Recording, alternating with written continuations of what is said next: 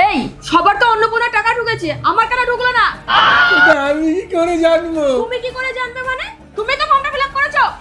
আরে মা কালীর বাবার দিব্যি বলছি, আমি তো ফর্ম পুরো ঠিকঠাক ফিল আপ করে দিয়েছি। তাহলে টাকা কেন ঢুকলো না? তোমার আদরের ঝুমা বৌদি দিব্যি তো টাকা ঢুকে গেছে। আচ্ছা, এই ঝুমা বৌদি মনে হয় ডিভিডি লিঙ্ক ঠিক ছিল।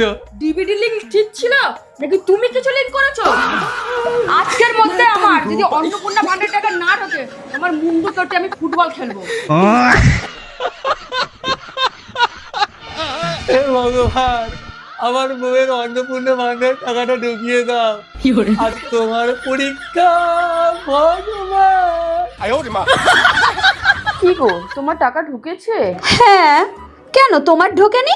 না গো, আমার টাকা ঢোকেনি। খুব কষ্ট যে বলো। এই চেক করে দেখেছো? হ্যাঁ, আমি সারাদিন ফোনটা নিয়ে বসে আছি, কোনো এসএমএস আসেনি। শোনা গো আমার। ব্যাংকে 5 বার গেলাম পাসবুকটা আপডেট করতে, কোনো টাকা ঢোকেনি।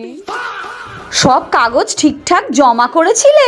আরে হ্যাঁ হ্যাঁ, আমার ডেথ সার্টিফিকেট ছাড়া সব কাগজ ঠিকঠাক জমা করেছি।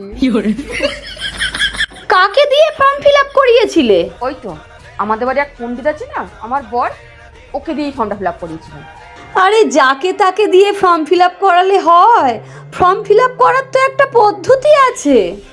কিভাবে ফর্মটা ফিল আপ করেছিল বলো না।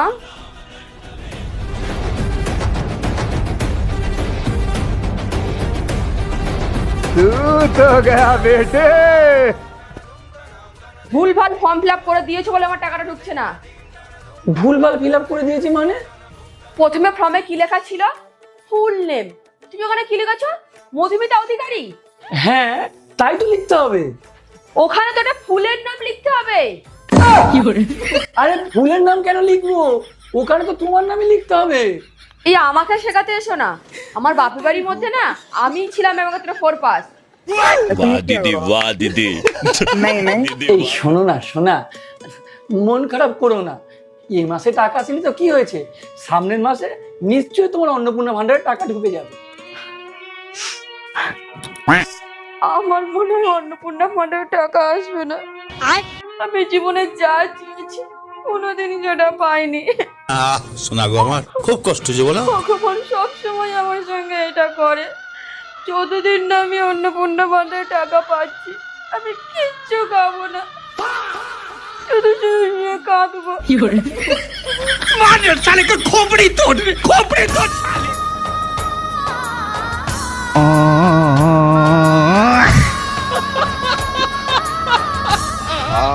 আমার বউয়ের ভাতার এনে ঢুকে না,